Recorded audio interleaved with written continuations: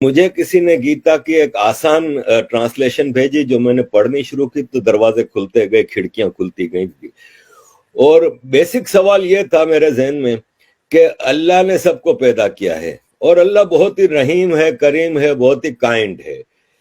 تو پھر میں یہ سوچتا تھا کہ پھر ایک کائنڈ ہے، وہ کہتا ہے کہ جو کلمہ نہیں پڑھتا اس کو میں جہنم کی آگ میں جلاؤں گا. تو میں سوچتا تھا کہ یار میرے بچے ہیں، اگر اس میں سے ایک بچہ میری بات نہیں مانتا تو کیا میں اس کو آگ میں جلا سکتا ہوں؟ تو جب میں ایک انسان نہیں کر سکتا تو وہ رحیم و کریم کیسے یہ کر سکتا ہے؟ تو مجھے گیتا میں اس کا جواب یہ ملا کہ اللہ کہتا ہے قرآن میں کہ بھائی میری بات نہیں مانو گے تو میں جہنم کی آگ میں جلاؤں گا. گیتا میں بھگوان کرشن کہتے ہیں ارجن کو کہ میں نے تمہیں سارا گیان دے دیا، ساری باتیں سمجھا دی، اب یہ تم پہ ہے، تم مانو تو مانو، نہیں مانو تو نہیں مانو. اسی طرح قرآن میں ہے کہ آپ صرف ایک اللہ کی عبادت کرو گے، باقی اگر کسی کی عبادت کرو گے تو آپ جہنم میں جاؤ گے. گیتا کہ کہیں آپ کو کنفائن نہیں کرتی کہ آپ صرف کرشن جی کی پوجا کرو گے یا آپ گنپتی جی کی. وہ کارما پہ سارا زور ہے کہ اپنے عمل اچھے بناؤ، انسان، جانور، پھل پھول پودے، ہر چیز کا خیال رکھو. اور یہی آج کا سائنٹسٹ کہتا ہے کہ کلائمیٹ کے حوالے سے اور یہ سب چیزیں. گیتا کہتا ہے کہ نرم صاف ستھری فوڈ کھاؤ، وہی آج کل بایو فوڈ کے اوپر بہت زیادہ زور ہے. تو یہ سارے جوابات مجھے گیتا سے ملنے لگے، اور پھر مجھے ایک خوبصورت دھرم سے انٹروڈکشن ہوا جس میں سارے انکلوسیو فیسٹیولز ہیں کہ آپ سارے فیسٹیولز، ایک تو فیسٹیولز کا دھرم ہے، اس میں کہیں کوئی مار کٹائی یہ وہ نہیں ہے، نان وائلنس ہے ٹوٹل.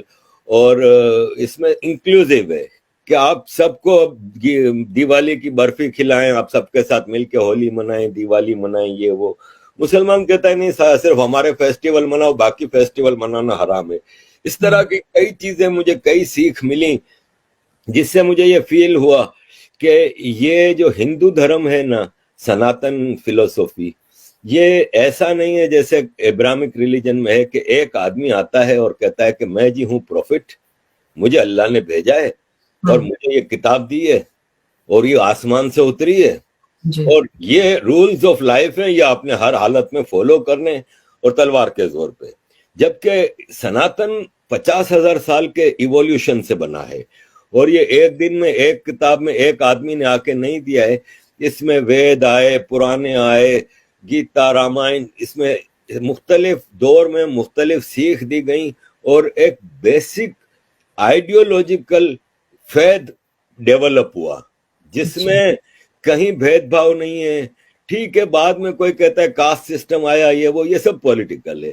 اور یہ جب انویڈرز کا زمانہ تھا، اس میں ان چیزوں کو زیادہ ایکسپلوئٹ کیا گیا تاکہ مالائن کیا جائے ہندوازم کو، اور ابراہمک ریلیجن جنہوں نے یہاں پہ انویژن کیے تھے وہ اپنے آپ کو یہاں پہ فیمس کر سکیں یا ایڈجسٹ کر سکیں یا آکوپائی کر سکیں. تو باقی ادروائز میں نے دیکھا ہے کہ جیسے عورتوں کے حوالے سے سب سے زیادہ مجھے مشکل یہ آتی ہے کہ دیکھیں دنیا کی 50% پاپولیشن ہے نا، وہ عورتیں ہیں، لیڈیز ہیں، فیمیل ہیں، مہیلائیں ہیں.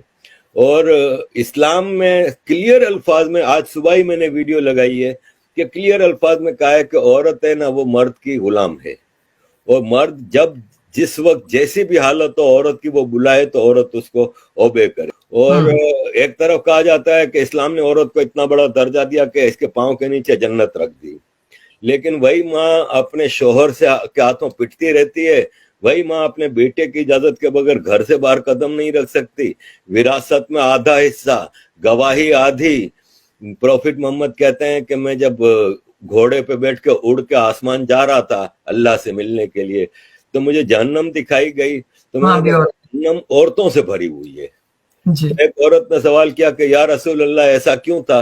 تو بولے اس لیے کہ وہ اپنے شوہر کی بات نہیں مانتی، یعنی غلامی کرو تو تم لوگ تو 50% پاپولیشن کے رائٹس تو ویسے ہی ختم ہو گئے. جبکہ ہندو دھرم میں دیویاں ہیں عورتیں، مسلمانوں میں کوئی دیوی نہیں ہے، لیکن ہندو دھرم میں دیویاں ہیں. کہیں ہم نے ہسٹری میں ایسا نہیں دیکھا کہ بھید بھاؤ ہو کہ عورت کی آدھی وراثت ہے یا آدھا حصہ ہے یا یہ وہ. تو یہ ساری چیزیں تھی جس سے مجھے محسوس ہوا کہ the right path is to follow Gita, no other book. جی بہت اچھی بات ہے. مجھے تو بہت خوشی ہوتی ہے آپ نے اتنا اچھا مطلب گیتا کو سمجھنا. میں بھی بہت لیٹ سمجھی لیکن سمجھے تو پتا چلا کہ کیا تھا ابراہمک ریلیجن اور کیا ہے یہ, اس کے بھید ہی ہمیں پتا چل جاتے ہیں.